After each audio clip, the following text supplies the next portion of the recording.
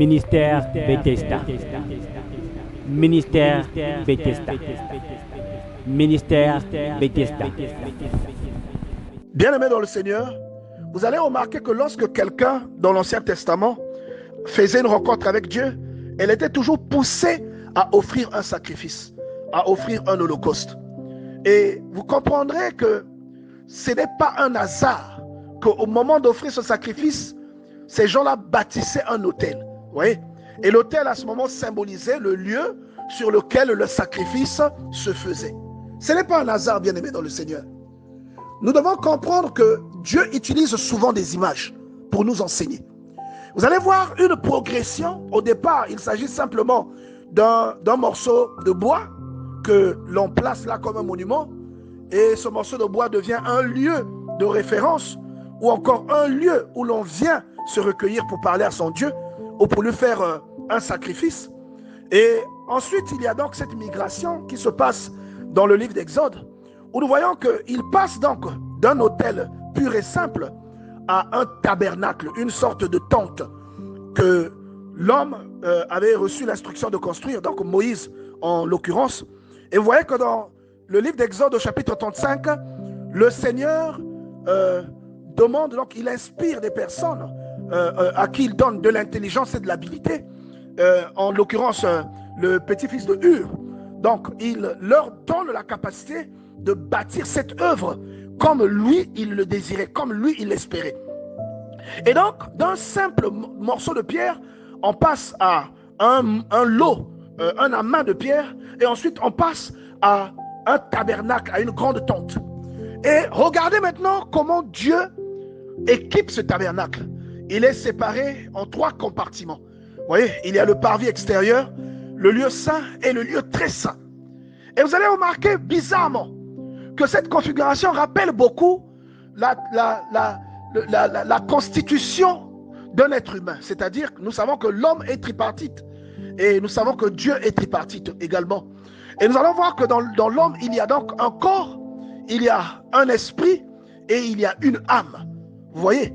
Et vous remarquerez que le tabernacle contenait en lui un élément qu'on appelait l'arche de l'alliance, qui était recouvert d'or. Vous voyez? Et là aussi, il y a beaucoup de détails à donner.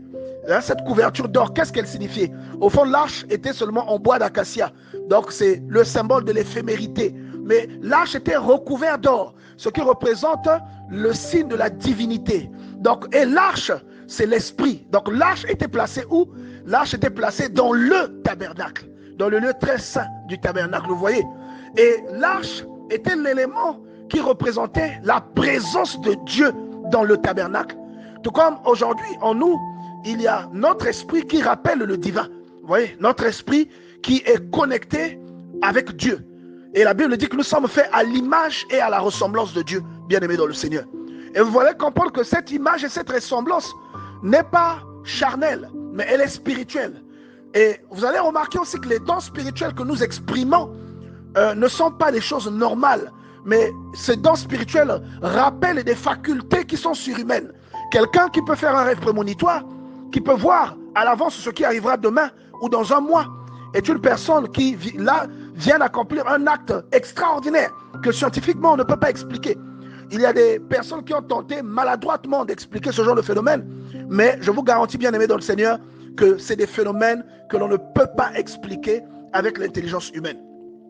Vous vous rendrez compte aussi, bien aimés dans le Seigneur, que lorsque l'arche est bâtie, Dieu prend le soin de bâtir l'arche avec des détails précis. Et lorsque le tabernacle est bâti, il prend également le soin de choisir les étoffes avec des couleurs particulières. Les étoffes étaient colorées et ces couleurs également ont une connotation divine. C'est des couleurs qui représentent le divin. Et vous allez voir les détails tels que les peaux de chèvre teintes, tels que les étoffes. Ce ne sont pas des choses que tout le monde pouvait posséder, mais c'était des richesses. Et je vous dis que le tabernacle symbolise l'être humain. Vous voyez, bien-aimés? Et bien-aimés, tout ceci, tout ce que Dieu voulait nous enseigner au travers de la construction de cette arche, c'était qu'il y a une communion qui doit avoir lieu avec Dieu.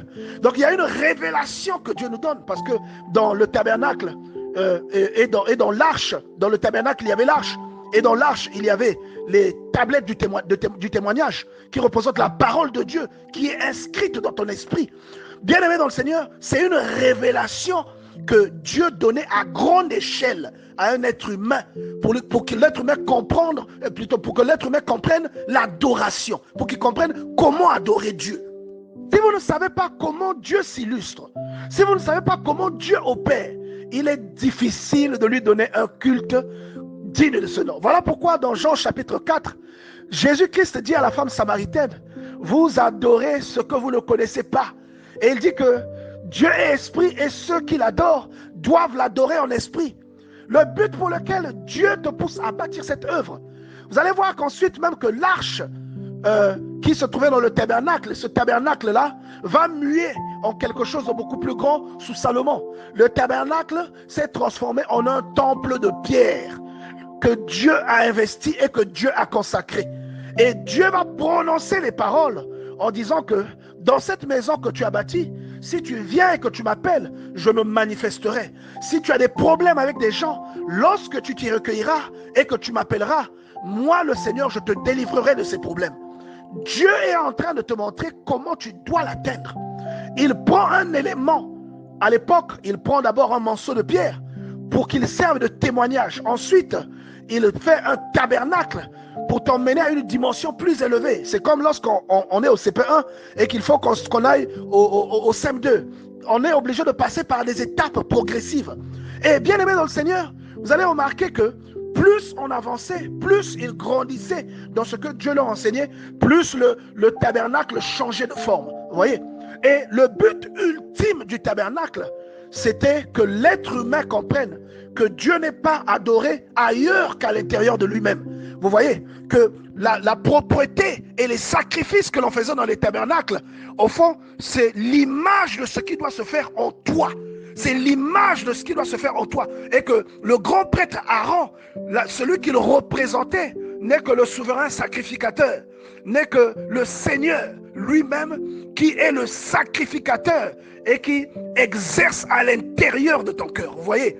Donc, c'était tout un enseignement. On te parle de la cuve, on te parle du feu qui ne devait pas s'éteindre. Il y a beaucoup de choses, bien aimées, qui sont mentionnées, mais qui représentent des choses que nous connaissons. Seulement, quand nous lisons sans être assistés, il est difficile quelquefois de faire tous ces rapprochements.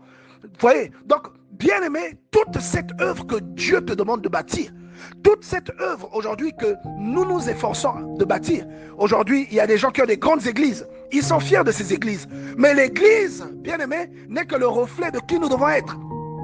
Vous allez remarquer que la vocation première de l'église, même à l'époque de l'église primitive, c'était l'entraide, l'amour, la solidarité, l'assistance mutuelle, vous voyez. Et Dieu veut que cela se passe en toi.